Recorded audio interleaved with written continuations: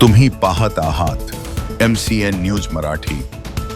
वाशिम जिल्हा पोलीस अधीक्षक अनुज तारे यांच्या मार्गदर्शनाखाली जिल्ह्यातील अवैध व्यावसायिक तसेच गोवंश तस्कराविरुद्ध विशेष मोहीम राबवली जात आहे। दरम्यान 12 एप्रिल 2026 रोजी 2 ट्रकमधून गोवंशांची वाहतूक होत असल्याची माहिती वाशिम स्थानिक गुन्हे शाखेच्या पथकाला प्राप्त झाली आहे।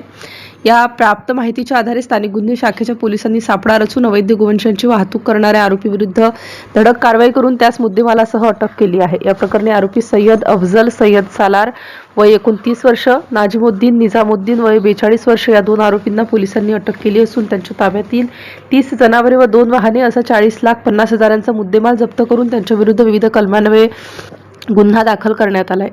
MCN न्यूज मराठी करिता राजेश वानखडे, वाशिम।